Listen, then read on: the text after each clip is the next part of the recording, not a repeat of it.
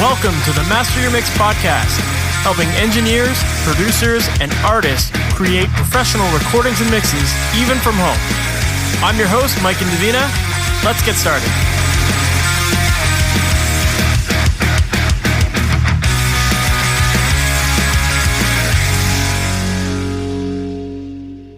Hey, welcome to the MasterYourMix podcast. My name is Mike and Davina, and thanks for hanging out with me today. Today, my guest is Jesse Cannon, and if you're not familiar with Jesse, Jesse has a lot of experience doing a lot of different things within the music industry. He's done everything from being a recording, mixing, mastering engineer. He works on podcast development. He's worked for record labels. He also has an incredible YouTube channel called Musformation, which focuses on helping bands understand the business side of being in a band and promoting their music. And in addition to that, he's also an author who's written a couple amazing books. So in this interview, we definitely get into all of those different aspects of his life and what he does in the industry. And we talk a lot about creativity in the music industry and using your creativity to help with songwriting, but also to help with the marketing side of your music. You know, it's not enough to just simply have a song. These days, there are so many different mediums that people go to consume music. And so we need to know how to get our music out there so people can actually find it, consume it, share it, and enjoy it. So in this interview, we get into all of that stuff. And Jesse has a ton of knowledge when it comes to the marketing side of things and understanding the algorithms behind things like Spotify or TikTok and all that kind of stuff. So we definitely get into how to get your music featured on Spotify playlists, what sort of video content you should be creating if you are using a platform like TikTok or Instagram Reels or YouTube and that kind of stuff. There is just so much great stuff in this episode. And if you're working on new music, you have to have a game plan for how to release it. Otherwise, no one's going to hear it. So I think if you take a lot of the information Jesse shares here today, you're going to see a lot more success with your music. And that's what this is all about, right? Spreading the word about your music. So with that said, let's just jump right into this episode because I know you're going to love it. Jesse Cannon, thank you so much for being on the MasterYourMix podcast. How's it going, man? I am really excited to do this and so happy to be here today. Thank you. For people who might not know you and aren't familiar with you, can you give us a little bit of that background on who you are, what you do, and how you got into all the awesome stuff you're working on? Yes. So a lot of people know me as a producer, mixing and mastering engineer. I've worked on well over 2,000 records over the last 20 years. And then some people know me as a YouTube nerd who has a weird voice who talks about promoting your music on YouTube. And then other people know me for my very weird other career outside of that, where I produce and then inadvertently talk a lot on some political podcasts from the Daily Beast, Rolling Stone, things like that. And I talk politics and make people angry all day.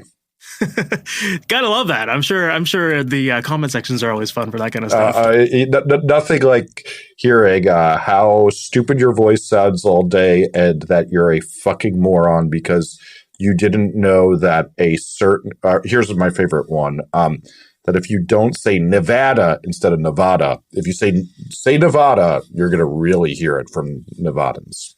Nevadans. Sorry. Nevada. So is it Nevada? I don't even know. Honestly, I get this wrong half the time, and I've given up. If I offended you, well, find something else to be outraged about. There's plenty worse things. The same thing with like niche versus niche, right? People always will jump on that kind of stuff too. Us New Yorkers, we have a Houston Street that's spelled the same as Houston, and boy, do we like to shame people for that one. Right on, man. Well, obviously, I mean, that's a lot of stuff that you're working on, and I got to know you through the audio side of things to begin with. I'm curious to know, like, how did you get into the music production side of things to begin with?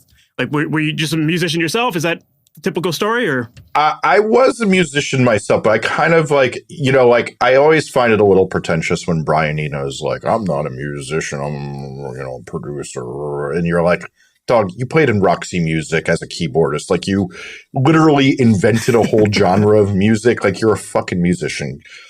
I played in bands, but literally from the moment I played in bands, I also was producing records. At 15 years old, I was trading Snapple and Cool Ranch Doritos, and let's be honest, alcohol and drugs, for people to have me record their record. And The crazy thing is not a lot of people could do that. I would come to your place with like literally just Tupperware buckets of microphones and cables and a 4-track recorder, and I'd make your 7-inch record. We go get it mastered somewhere nice, and then eventually enough bands caught on to that I did this, and that I was like the reason that what would really happen a lot in my day was I produced a lot of punk records, but it was the end of the hair metal era. So most people who did record production were really into hair metal. So they were putting like the fucking 80s snare on everything and just like making terrible production choices. And I would go in there, I'd be like, all right, let's set the gain like this. No, you're going to take the reverb off, get that stupid delay off the singer's voice. Let's tighten that delay to less than a slapback so it's just more tasteful and in line with the punk of the day. And like, I basically would translate that until I knew how to turn all the knobs and do all the things on the big consoles in the rooms I was working in. While the engineer who'd usually be, let's be honest, like 28 with long hair and a rat t-shirt on would be looking at me like, I fucking hate this 17-year-old little bastard, but he sure brings me a lot of business. And yeah, that just kept happening until like there was like 1 year of my life I had to get a real job for a little while, but in all reality, it lasted about 4 months, and I've never really had what I call a real job, even though some people would argue working for the biggest media companies or a major label is a real job. But hey, whatever. I still woke up whenever I wanted most days. That's amazing.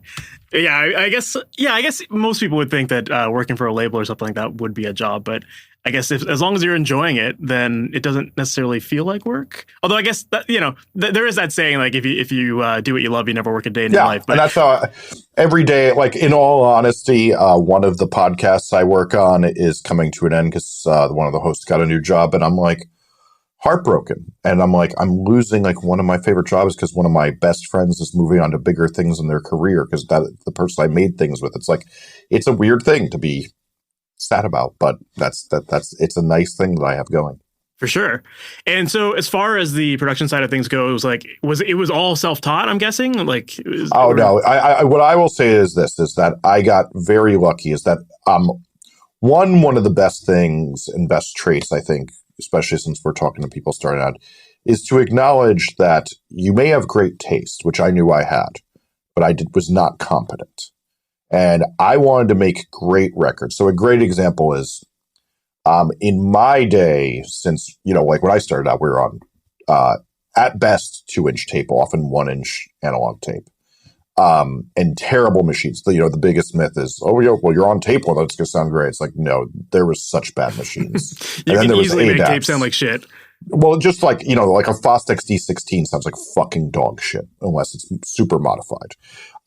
Anywho, I knew to go to a good engineer until I became a good engineer. And whenever I was working on something good, I would be at a studio with someone competent and just, my taste is good. I'd let my taste do the work, but their competence as an engineer do it. And the same thing is getting a good, if I produce a record for too long, somebody else should probably try mixing it. We may go with my mix if it's a better vibe because I know the material so intimately, and we should definitely add another mastering engineer on it if I've been working on it too long. But the thing I always knew was that like, get someone more competent than you or was objectivity than you, and at least see what else they would do. And I'd really push the bands for that, even if it meant I took a pay cut when I was first building my name.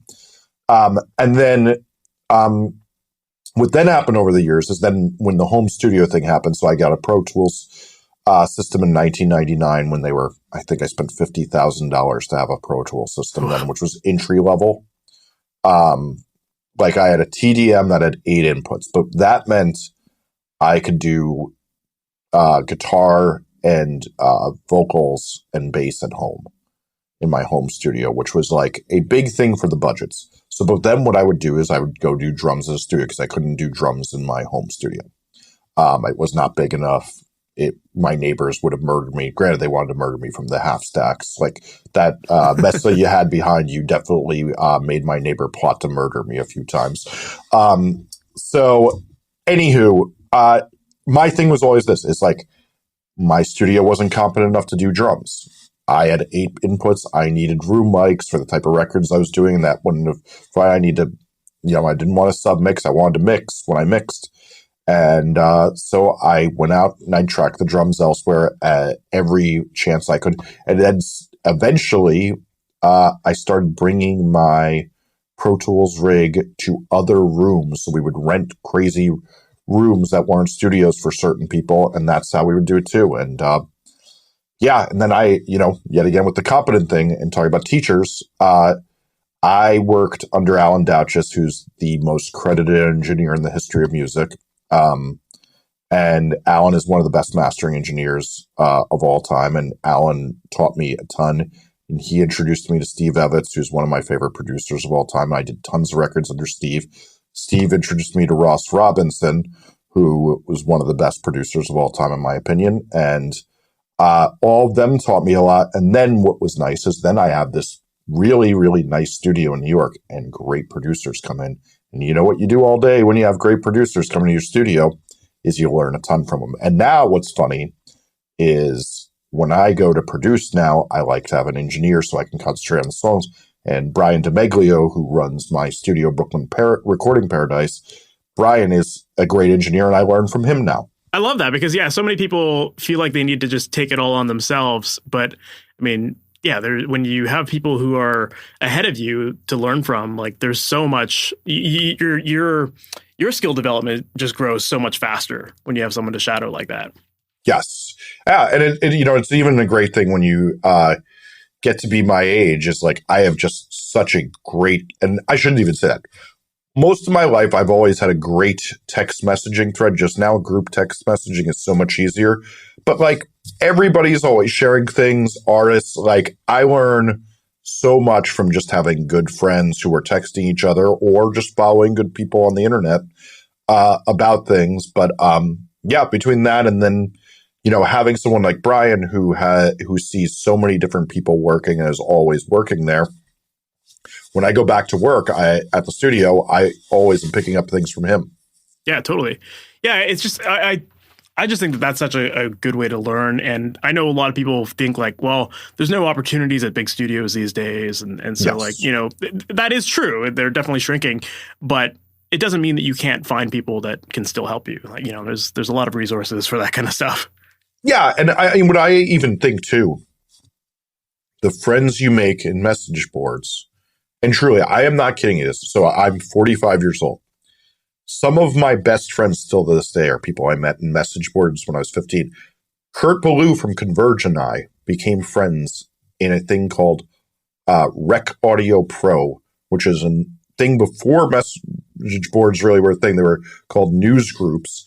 And we would discuss recording, and we were the two people who were like into punk and that, along with Brian McTurnan as well. And we all knew each other from that. And, then I'd book his band down in New Jersey. It's hilarious. But, I love that. Nearly 30 years later.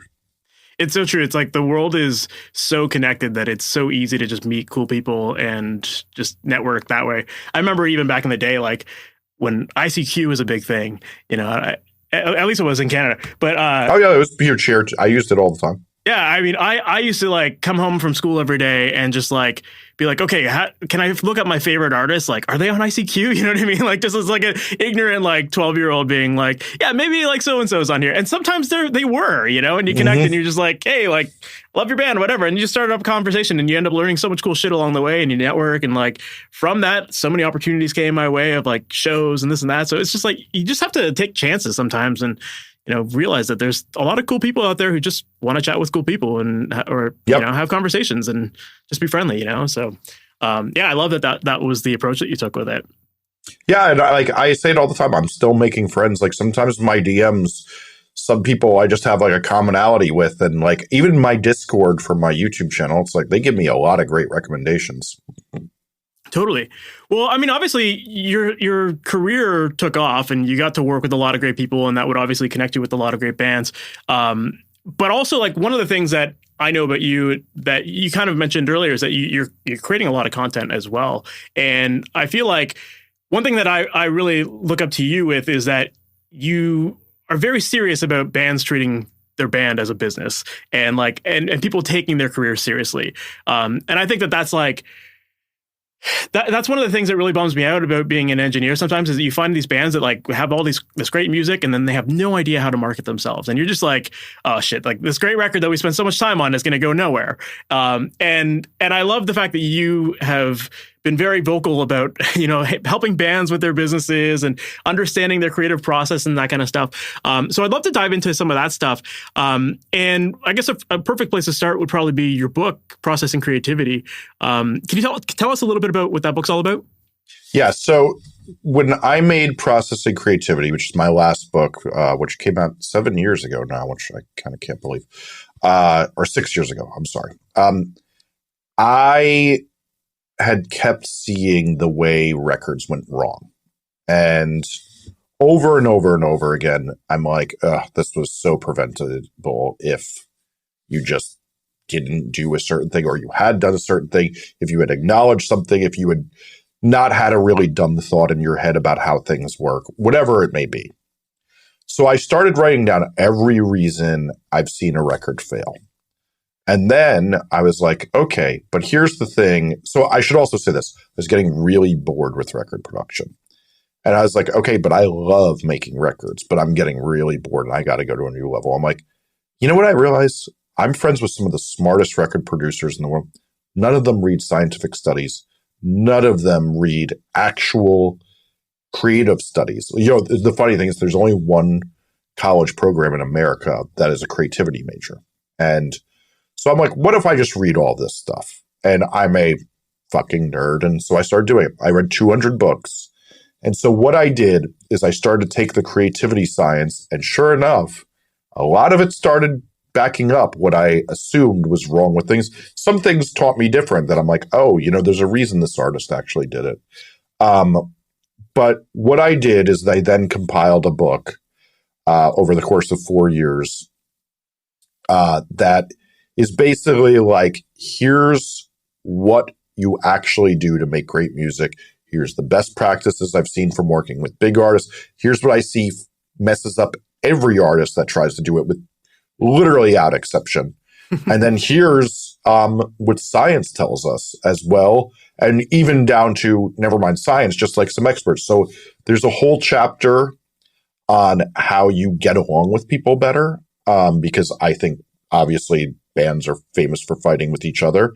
And most of the science I got from it and the techniques I got it from was I read about 20 marriage counseling books, because bands are marriages. And it's helped me a lot. That's why I have such a wonderful relationship with my girlfriend, as well as I know all those things. But it really also has helped, like the amount of people who've written me and said, you know, that chapter alone made my band like each other so much better. It's kind of crazy. It's one of the most popular emails I get. I love that.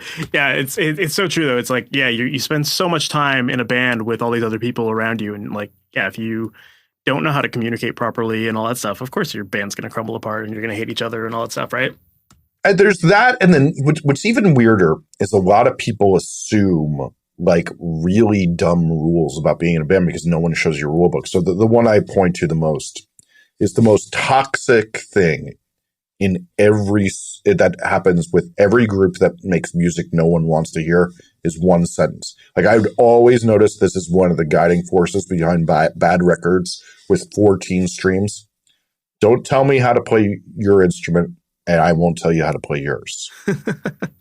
And what I mean by that is, like, sure, you may be a better drummer, but music is all an emotional reaction. And being like, dog, that fill is really taking away from everything and getting in the way of what's happening here, and you may need to chill out. Hey, that beat's not as powerful when you hit the snare in that pattern as when you were doing it the other day. It's just emotional responses, and being able to comment on that is how everybody gets better at their instruments and you make better songs. And truly, every great group I've ever worked with, that's not something they say to each other. It's true. Yeah. Well, it's interesting that you bring that up, because one of the big themes that I found in your book is that you talk a lot about how people should be making music that sounds authentic to them. And, yes. and that is like, a big part of making music that's enjoyable. But at the same time, there is that balance of ego versus serving the song. And so I'm curious to get your take on that. And, when you get the drummer who is like wanting to throw in fills everywhere because they think it feels authentic, like authentically good and shows off their talent or whatever, like there is that fine line of like, no, you're ruining this song right now, So what's your approach to that? So I used to do two things a lot as a producer. Is like I'd be like, okay, who's your favorite drummer? And so they'd be like, so much time. Oh, Dave Grohl, Travis Barker. Now, if they said Travis Barker, I'd be like, fuck my fucking because like Travis is not the best example to stop doing such big fills.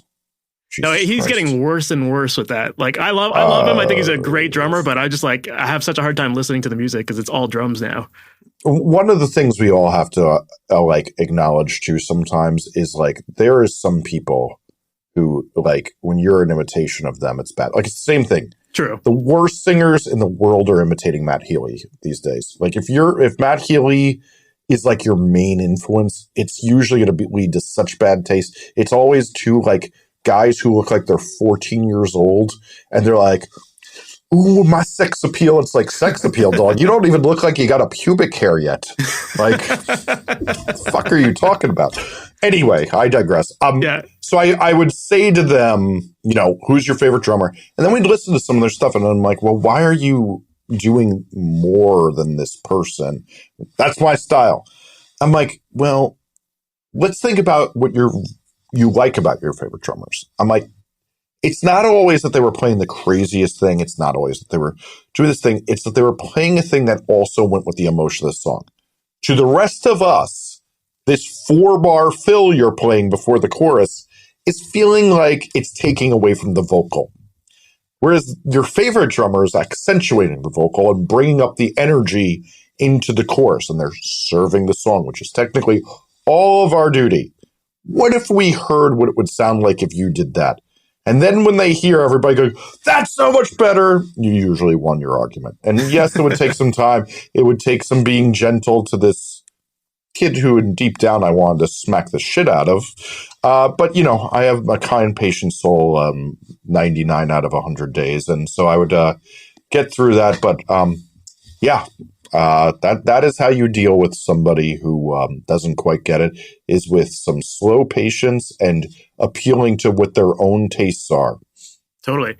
Yeah, I love that. And I think it's such an important lesson. Like every time you're in the studio, you're learning new things, I think. It forces you as a musician to learn a lot about yourself and the way you approach your instrument and the way you approach your music and your relationships and all that stuff. It's a very therapeutic experience, I think, but yeah, you definitely run into examples like that where it's, someone's overplaying and you just have to gently nudge them in a different direction and see if they feel like that's better, or make them realize like, okay, this is the better way to go. And yeah, I totally think that like, had you and I worked on a record back in the day, you would have wanted to smack the shit out of me too. Because it took it took a producer to do the same thing, right? And and to basically, so I learned it by watching great people do it to me. Yeah.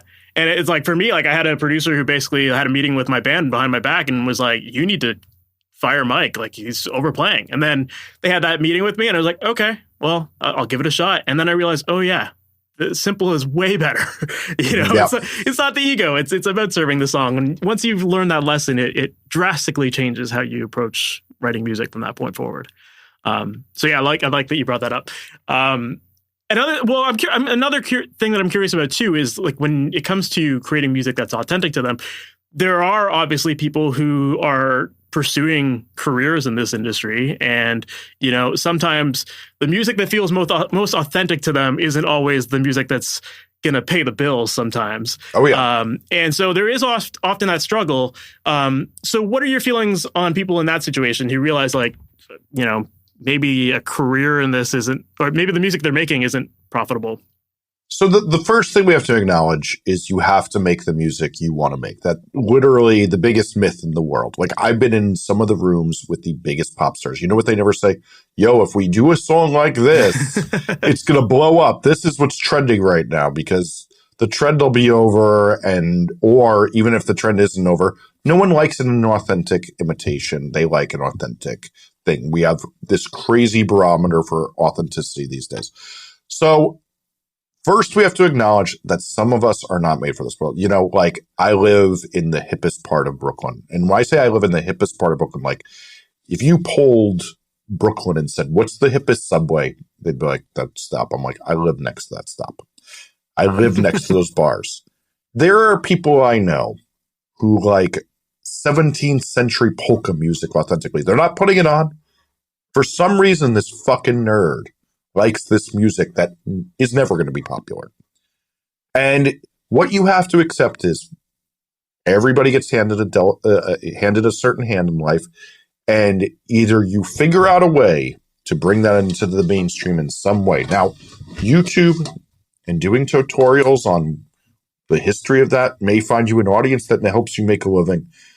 But I'm sorry, 17th century polka or whatever dumb trend is not getting you to the pop charts unless for some reason they see your tutorial on YouTube and all of a sudden Miley Cyrus is like, I gotta have a solo from that accordion right there.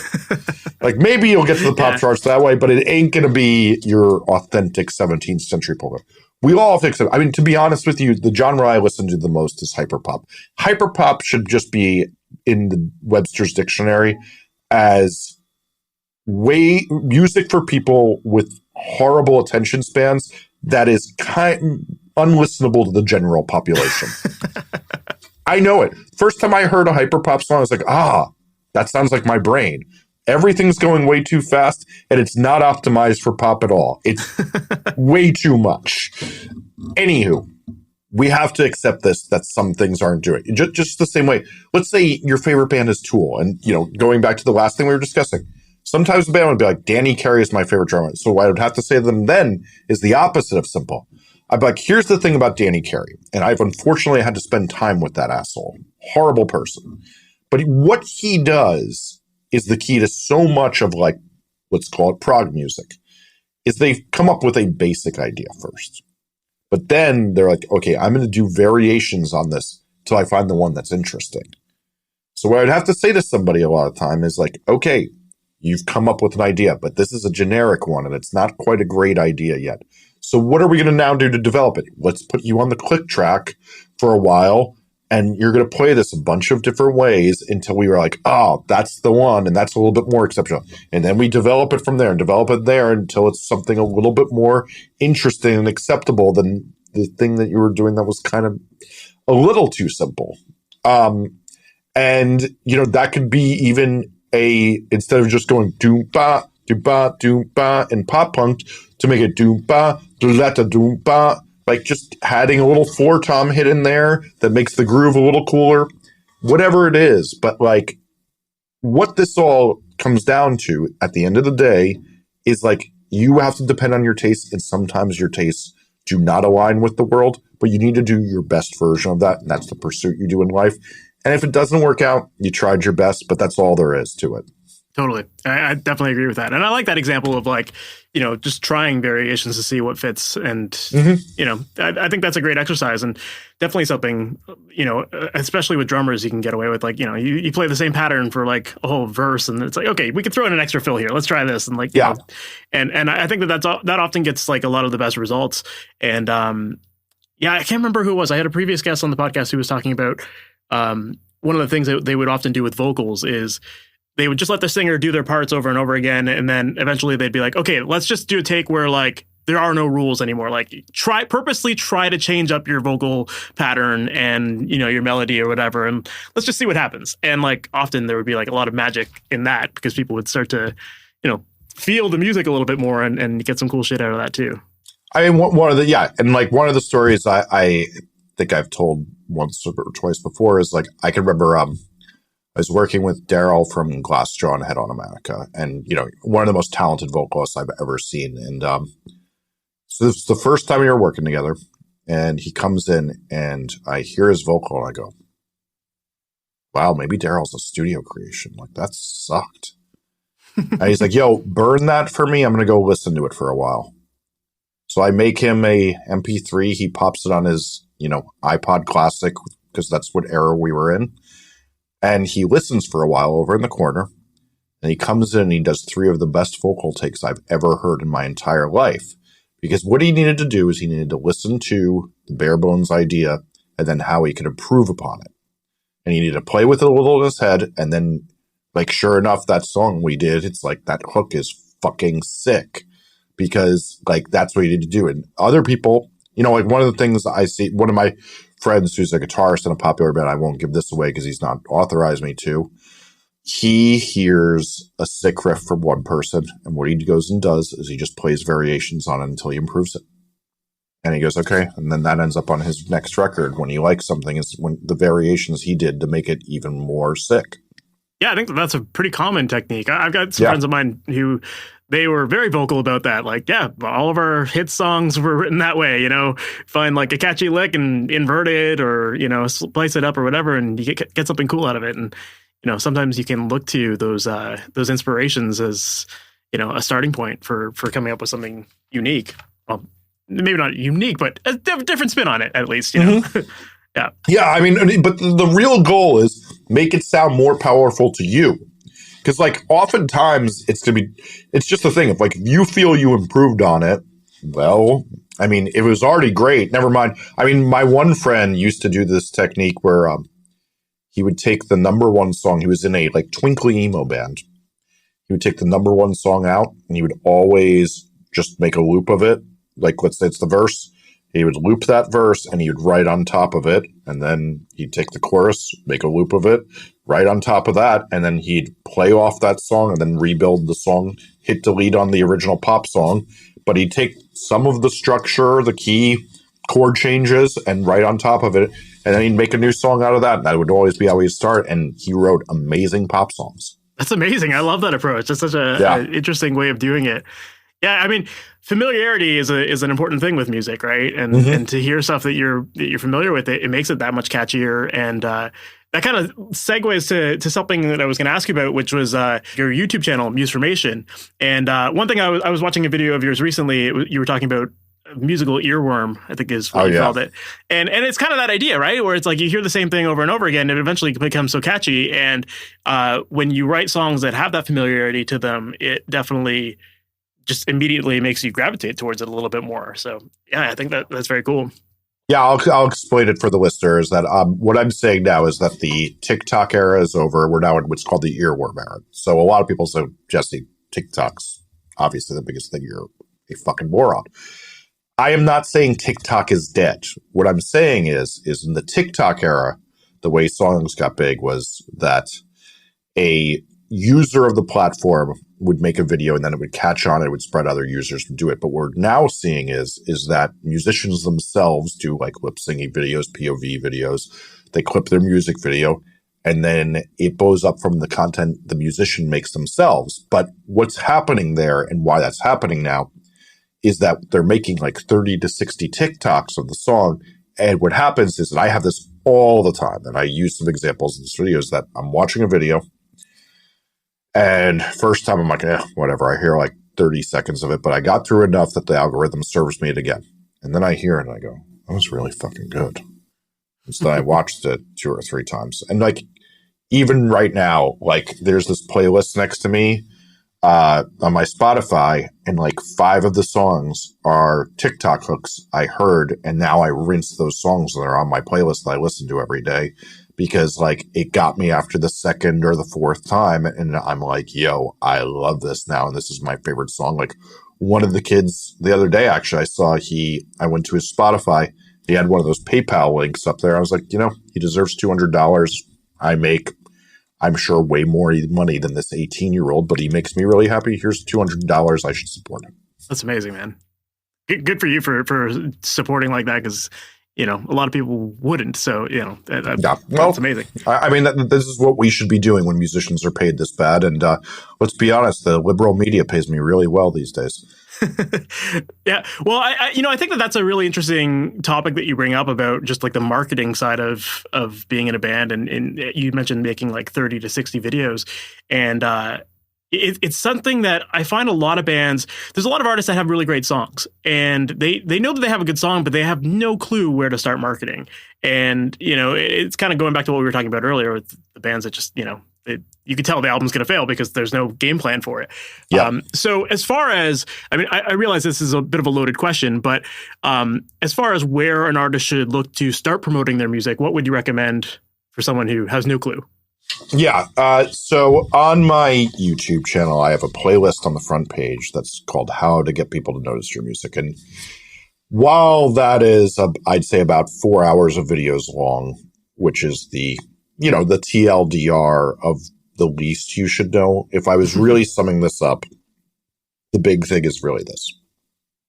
One, we're in an era where algorithmic discovery is one of the main ways that everything gets discovered. So you have to actually feed the algorithms. So what does feed the algorithm mean? It actually means feeding people's attention spans, because the algorithm is based on what people's attention spans want the most. So what that is releasing a new song every 6 to 8 weeks. So that sometimes means you got to save up 6-10 songs and then do that consistently every 6 to 8 weeks. But this is the most consistent way people blow up these days, is doing that. But then the key is what we fill in those 6 to 8 weeks. And that's telling a lot of stories around your song on social media, which includes those TikToks we were just talking about, captions and Instagrams of stories, feeding people that, but then also a lyric video and a music video, and sometimes an alternate version, which is a remix, a feature, added an acoustic version, a version with an orchestra, some other way of doing the song. All of that stuff really, really, really helps make it so that you keep asking for people attention. So the big thing is that you're in competition with so many other artists to get attention. You have to keep reminding people by asking them for attention, and that if people are liking it, then they start sharing it. And the biggest thing people underestimate is the biggest part of this, because most people's music is terrible. People don't share it. But if people really like what you do and they do it, the sharing is the biggest thing. A good example. So I do consulting calls with a lot of artists. And it's very funny. One of my consulting clients, he was about to get started doing everything, and he hadn't even really gotten going yet. But his song was so good that without ever doing anything, Spotify put it into the algorithm, and they got 2 million streams. But he has this incredible course, and he's gone on to get very big things. But the first thing he put out was that good, that he didn't do anything. I literally was telling him, he's like, the first call is, I have no idea what the fuck to do, but I think I made a great song. And I hear the song, it has this incredible chorus, like just instant one-liner, one of those, how the hell did no one write this before lines? And it blows up. And that is the thing, those people shared it, so they kept putting it in the algorithm, and there you go. And that's really the thing. But more powerful than any good strategy is always the great song. But when you have just a damn good song, which is a lot of all of our favorite songs, they're not the greatest song ever, they're not the most infectious song ever. We all love a lot of those songs. You need good strategy, and that is a lot of the strategy right now. Like, if I was telling somebody, if you think you have a great song, all you're going to do is keep releasing songs because you build off of each one, make 30 to 60 TikToks, study the TikTok algorithm. And honestly, it's the thing I say to every musician.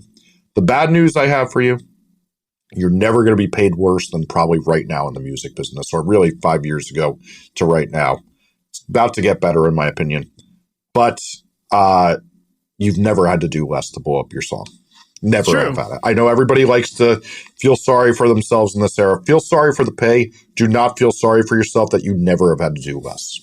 Yeah, I mean, I think that there's two big misconceptions that a lot of people a lot of people have, and I think it's based on a lot of old school music industry things, which is that this idea that a good song is all you need. Like, I know you just kind of said that is true, but it isn't. That is the rarest thing. It's that's the 1 in a million, maybe even less than 1 in a million, is that you just need that. And yes, the algorithm will do the rest. But truly, no one sees this more than me. I work with I do calls with about 300 artists a year. That is not the case. And a lot of these artists are already doing well or done well. They still need to promote the living hell out of it to grow. Yeah. And I think it's the reason why, someone can look at another artist that's on the radio right now and be like, oh, I hate their music. Like, they don't deserve that fame or whatever. And it's like, no, it's because these people actually know how to market themselves, and they work their ass off to make their music known, and that there's a reason why other people are more successful often. And it just has to do with that work ethic, Yep. So yeah, I definitely think there's that belief of a song is all you need.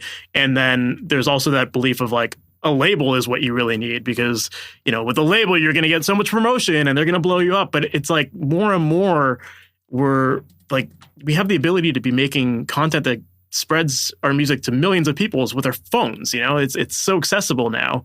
And, it's amazing. Like, I think, you'd mentioned like 30 to 60 TikTok videos. I think a lot of people hear that and they're intimidated by that. Like, how do I make, like, what kind of videos do I make on TikTok and that kind of thing, right? So I don't know if you have any content about that, but like, lucky for them, what's on the screen right now is my edit of that video of exactly which ones to make, which perfect. will be posted on first week of May. Perfect, love it. Yeah, but I think you're right. It's like the more you can put that content out there, the easier it is to spread, and you do have to kind of learn. I mean, you have to be willing to learn the algorithm a little bit and to see what's working and what's not. I can think of a great example. I have friends in a band called Crash Atoms, and they're blowing up on TikTok. I mean, I don't know, maybe you've even seen their stuff. But they when they first started, they were just like their shtick was that so I shared a studio with these guys, and in our studio we had this big red couch, and their first photo shoot they did on this couch, and their marketing idea was like, let's just go around Toronto with this giant couch and take photos in the middle of intersections and stuff like that. And they seen that. I literally have seen that. You're right. Yeah. So they started doing that, and like people started to notice, and like I think they got up to like 100,000 views or whatever on these things, and then eventually they like I could tell they started to watch the algorithm a little bit more and like learn, okay, like these kind of things are catchy. And now they're getting like millions of streams and millions of views, and they just got to deal with Warner. Like it's like, I hope I didn't blow any information about that. I think they publicly announced that, but like this band has just been doing it all themselves with like little TikTok videos of like things that to some people might seem dumb, but it's that earworm thing of just getting the music out there and it's spreading because it's catchy, Yeah, I mean, it's very funny because a lot of people who get on consulting or people in my comments on my YouTubes are like, well, in my genre, you need a label. And I'm like, what's your genre? And so then the funniest thing is what we do is we have this amazing tool called Chartmetric. Anybody can have it for $7 a month, and anybody can see this. You can go to a playlist, and you can actually see live right now what labels every artist is on that's on the playlist. Because what they do is they harvest the data. So they have to remember, some idiot will be like, well, but the label's paying for it, and they do it. When the label pays for it, you have to remember, you get paid by the label, chief. So the label, the way they do that is they upload your music through their upload system. What they actually measure on Chartmetric is which upload system put up the song. And they show you the labels and all that. And what you see over and over again is all those people who think, I can't blow up my song's never going to be huge, is that these genre playlists that have the biggest songs on Spotify right now have tons of DIY and indie artists that are either on the tiniest of labels or on their own label, or putting their music up through DistroKid and TuneCore just like everyone else. So, and I literally, like, there are a genre or two where, yes, you rarely see a DIY artist do it because it's just still such a label system. But that's mostly music being made for old people, if I'm being honest. It's true. I mean, yeah, I mean, you have to be aware of your audience and know where, I mean, it's like any business, right? You have to serve your audience where they are. And if you're serving an older audience that doesn't like using the internet, well, you're not going to try to reach them over the internet, Yeah. It got to make sense. But for the majority of people who are making music in their 20s or 30s or whatever, and they're trying to capture people's attention that are in that same demographic, you have to be paying attention to where those audiences are and how they consume content. 100%. Yeah. So that said, I mean, going back to this idea of creativity and making music that's authentic to themselves, there's a lot of people who would just say like, my creativity is all about the songwriting. And like, I don't want to get bogged down by all the TikTok and learning all these algorithms and stuff like that. So what advice would you have to people in that position as far as helping their careers? You can do whatever you want. No one's forcing you to do anything. But there's this funny thing about the neighborhood I live in Brooklyn. I joke that my particular corridor of it is if you walk from house to house, you either meet a retired musician who is in a very big band you've heard of, or a podcaster. I like to joke I'm a little bit of both. And so The point being, I'm at the bar talking to these washed up musicians, what they're usually regretting is that they didn't do more to promote their music. It's literally the oldest cry me into your beer shit I hear. And I will just say this, like, you can do that at your own peril, but like the worst thing is regretting not working hard on your dreams. And like, you don't got to twerk on TikTok. People do plenty of things that aren't embarrassing on there these days, and their songs blow up just fine. In fact, usually when I see most of you on stage, it's no less embarrassing than the bullshit you do there. So, and you can actually blow up now just fine with doing what you do on stage. There's so many different flavors of what's blowing up on there. So I think it's a little silly, but at the same time, I know for me, a good example is like, I don't work as hard on promoting my YouTube as I probably should because, well, I have other careers, I have other things to do. And to be honest with you, some of the comments exhaust me at times. I'm only human. I mean, I don't really take the insults to heart, but in all honesty, like what most exhausts me is just hearing really, really ignorant shit all day. Hearing that I'm wrong about something, and I'm like, well, I have scientific evidence. I've read a lot of charts, and you're being a loudmouth who's just assuming or you don't like the way reality is. Yep, that makes sense. Yeah, and I think you're right. It's like there are a lot of different ways to be. There's a lot of different ways to be authentic to yourself and to still promote your music. And at the end of the day, no one should care about your music more than you. To some degree, it's like you have to believe in it enough that you're the one that's like leading the herd. And just because you have a label or a manager or whatever, it doesn't mean that you relinquish all power to those people. It's a partnership. If anything, like you're just working together.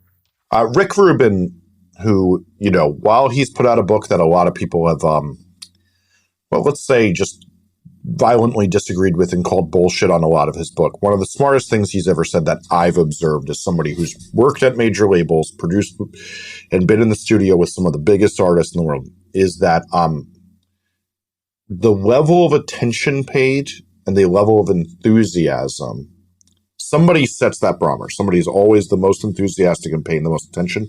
But usually what that does is it sets a bar and people know they can't go too far below it. If somebody's paying violently close attention, you can't have the drummer in the back, no matter how psyched he is to have that stripper he picked up there and flirt with her. He knows he can't be telling a joke loudly if one person's really paying hard attention, or else he's going to get reprimanded and then it's going to stop. It's the same thing with enthusiasm. Musicians have to lead the way. And with most managers, number one thing, when I consult with musicians who have millions of monthly listeners on Spotify, the big thing they always see is like, they're like, my manager's not giving me enough attention. I'm like, do you annoy them enough? And the answer is usually no. They start annoying them more and they're like, oh, I repaired my relationship with my manager.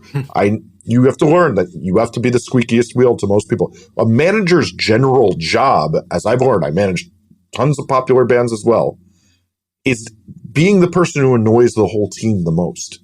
It's true. It reminds me a lot of one of my earlier bands. We had a manager, and our first meeting with him, he basically said, like, I'm only going to work with you guys if you're working harder than I am. And at the time I remember thinking like, well, then why are we, what's the deal with this? But then it all made sense to me afterwards. It's like, yeah, he's going to do what we need him to do. But at the end of the day, if we're not leading the charge there and we're not like, providing the resources to do so, he's not going to do much, and we just have to be working our asses off to help keep him busy, and I think that's how it should be. You have to really push yourself a lot. A thing I tell musicians to always make them realize, because OB musicians think the manager relationship is usually like, they see you once, they're like, okay, here's a contract. I liked what I saw. I actually have never said yes to a band that asked me to manage them. I think 5 to 7 times was usually when I finally did it. But it's because I'd be like, here's some free advice. Here's what you're doing wrong. Here's what you're not doing enough of. And then I'd see if they would do it. And then I would see if they did it again. I would see if they did it again. And if they passed those tests, well, then I knew this is probably going to be a good working relationship. They were actually able to listen. They were hustling enough that I knew they'd probably be worth my time to put in because I'm probably going to put in, even when you're managing a successful band, sometimes the hours don't really account to the compensation. They never do. Yeah. I honestly don't think they ever do unless it's like a massive band. Yeah, I have a few friends with like exceptions. I mean, I was very lucky with Overboard that we had a huge, huge merch line. So things worked well. And what was also nice is their success, since I was producing them, their success meant other artists came to me to produce them that liked them. So that helped. Yeah, that makes sense. Yeah, you are definitely seeing more and more these days. Like I've always said, the music industry, at least these days, isn't the music industry anymore. It's the entertainment industry. And so you really do need to work at creating a brand for your band as opposed to just focusing on the song only. And, if you can create that merchandising line or have that familiarity and, be that name brand or whatever, then I think you'll have a good career because of that. Like, that's what keeps people spreading the word and sharing things. But, the songs alone, those aren't always getting you the places you want to be. Yeah. Yeah. That's 100% correct. Yeah. You had briefly mentioned Spotify before, and I feel like it's worth talking about that because obviously we've talked about TikTok and these video platforms. But I think Spotify is one of those things that like even the laziest of musicians still understand that Spotify is important. And, it's like they have a great song, so they know they got to be on Spotify. And Spotify definitely plays a big role in getting discovered these days, especially with playlists. So I'm curious to get your thoughts on, what are some of the best ways for artists to get noticed on Spotify or to get on some playlists? So first off, most artists don't submit their release to early enough.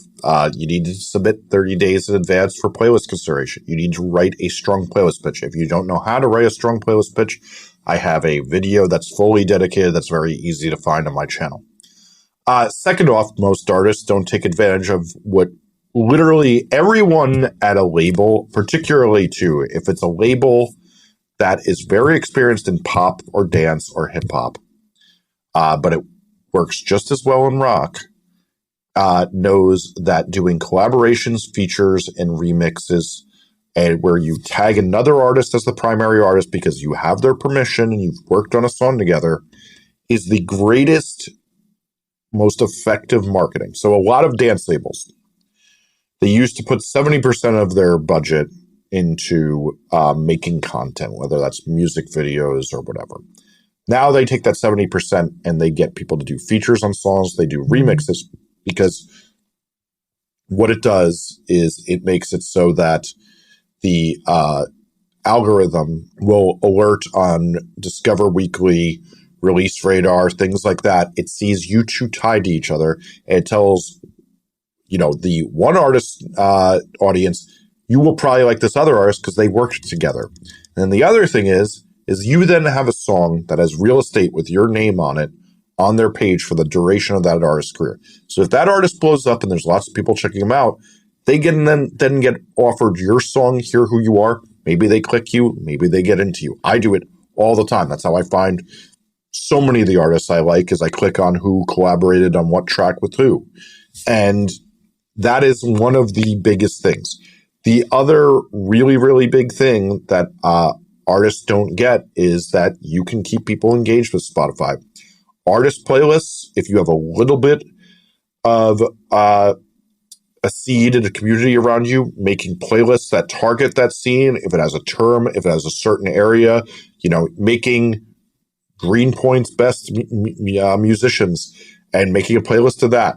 If that goes up in SEO, that gets lots of listens. You get discovered through that, through the popularity of usually other people and people discovering it.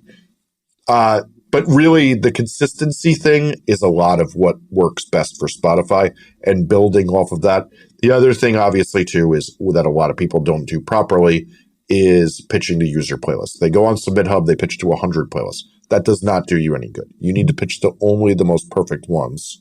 That's great. I love that. That's amazing advice because I think a lot of people don't know about the timeline with that kind of stuff, and they just figure, I just release my songs and then I start to ship it out to people, and And a lot of people would have this impression that like, well, if my song's not out there, then no one knows about it to even give a shit to put it on the playlist. But it doesn't work that way. So I think that's awesome that you brought up that point. And I also really like that you mentioned having collaborations and featuring other artists. I think that's a great way to do it. It's leveraging someone else's audience, and that's such a big thing.